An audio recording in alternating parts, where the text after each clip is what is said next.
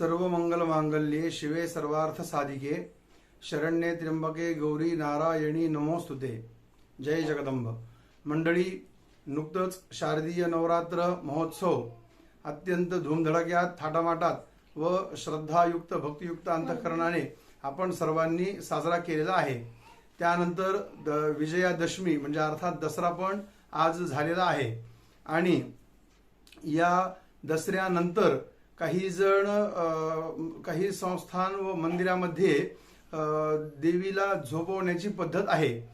तर या संदर्भामध्ये रेणुका महात्म्य नावाचं एक ग्रंथ आहे जो की मिलिंद माधव यांनी लिहिलेला आहे।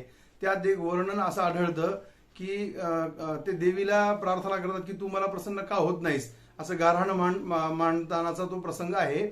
का शिलंगण खेळून घेतीस झोप किंवा मजवरी धरला कोप, यास्तव येणे न घडे तुझे किंवा ऐकोनी महाराष्ट्रवाणी करुणा अनुपजे तुझ्या मनी कायमी ऐशा आर्ष वचनी धावत येऊ म्हणतीस।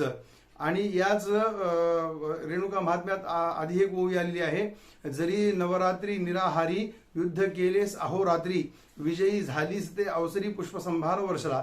याचा अर्थ काय होतो की देवी भगवती माता नवरात्रीच्या या 9 दिवसादरम्यान असुरांसोबत दानवांसोबत युद्ध करते आणि हे युद्ध हा युद्धाचा पराक्रम संपन्न झाल्यानंतर याचा विजयोत्सव आनंदोत्सव हा सीमोल्लंघन रूपामध्ये माता भगवती करत असते। म्हणून यात दिलेले की का शिलंगण खेळून घेतीस झोप, तर कुठेतरी 9 दिवस निराहार म्हणजे उपवाशी असताना असुरांसोबत युद्ध करायचं आणि ते केल्यानंतर सीमोल्लंघन खेळून यायचं।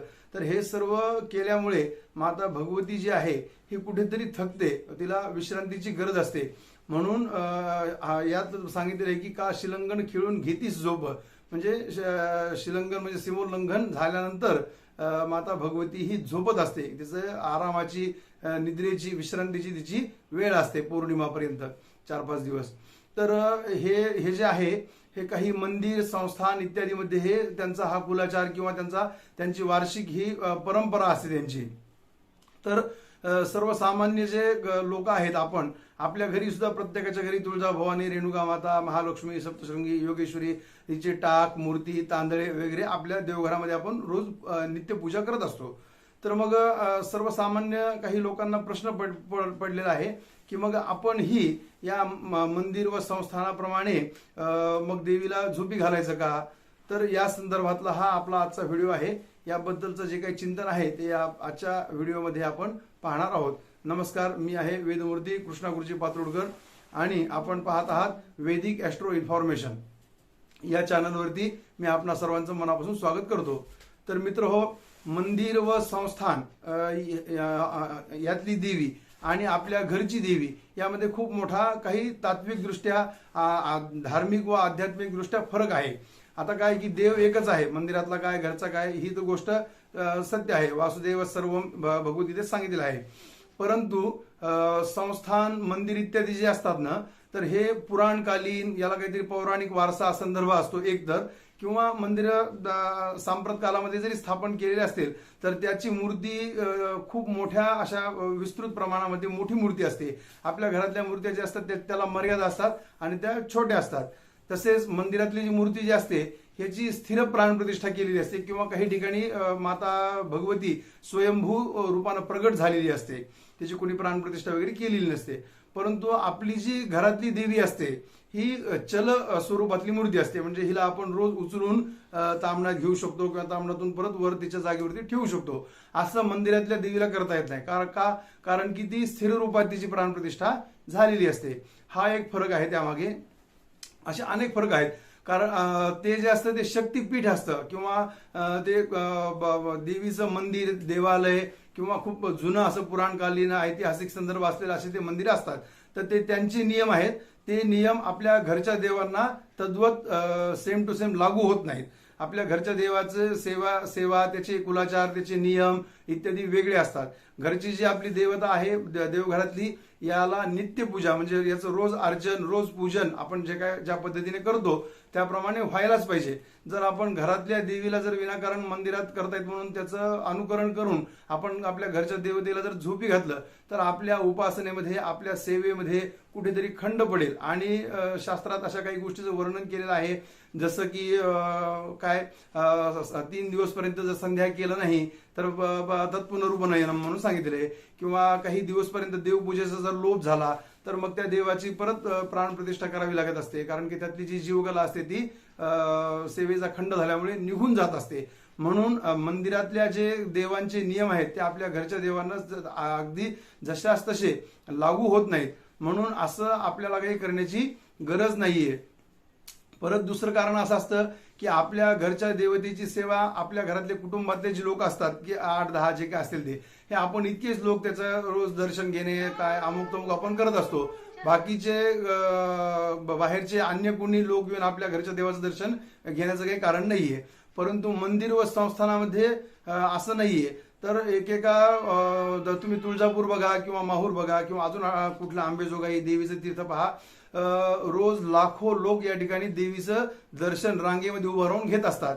तर देवतेच्या ठिकाणी प्राण आहे आपण असं जर विचार केला तर त्यांना सुद्धा या सगळ्या गोष्टीचा थकवा येतो. काही वेळेला असं वाटतं की दर्शन घेऊन घेऊन आपण पाहतो विठ्ठलाचे पाय सुजल्यासारखे आपल्याला वाटतात. तर आषाढी एकादशीच्या दरम्यान 10 लाख 15 लाख लोक विठ्ठलाचं दर्शन घेतात. तर इथं सुद्धा विठुराया आपल्याला थकलेला दिसतो आषाढी एकादशीच्या नंतर. म्हणून एक अभंग आहे, तर त्या ठिकाणी तो नामदेव महाराजाचा अभंग आहे. नामा म्हणे देवा चला तया ठाया आणि विश्रांती घ्यावया कल्पावरी.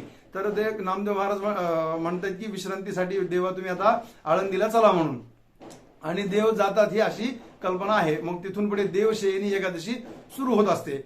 तर आता याचा अर्थ आपण पण मग आपल्या विठ्ठलाला देवघरात आळंदीला नेऊन ठेवायचं का, तर तसं नाहीये, कारण ते नियम आपल्या घरच्या देवाला लागू होत नसतात.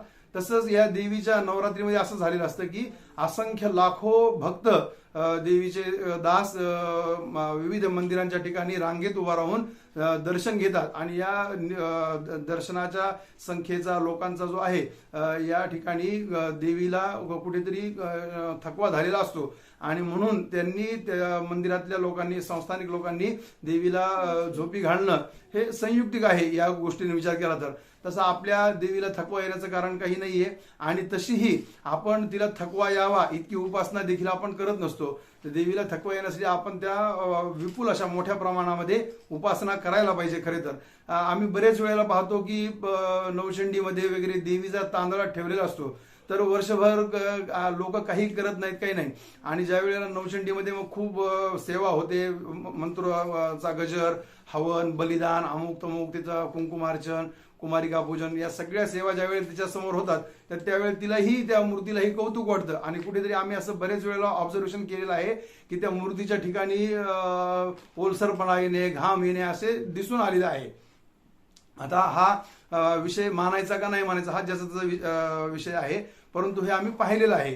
तर असं आपल्या देवघरातल्या देवांना तितकी उपासना खूप मोठ्या विपुल प्रमाणामध्ये, मोठ्या संख्येमध्ये होत नसल्यामुळे त्या देवतेला थकवा येण्याचं काही विशेष कारण नाहीये. म्हणून घरच्या देवतेला झोपी घालण्याचं किंवा देवीला झोपी घालण्याचं काहीही कारण नाहीये. म्हणून मंदिरात जसं करतात अगदी तशाच तसं करण्याचं अनुकरण आपण करू नये. मंदिरातले नियम वेगळे असतात आणि घरच्या देवतेंचे नियम हे वेगळे असतात. या व्हिडिओच्या माध्यमातून मला आपणाला हेच सांगायचं होतं. तर बाकी आपल्याकडे काय परंपरा आहेत, आपल्याला या सांगितलेल्या विषयाबद्दल काय वाटतं, किंवा आपले काही मनोगत शंका असतील तर कृपया आपण सर्वांनी त्या कमेंट बॉक्स मध्ये नक्की मांडाव्यात. जय श्रीराम.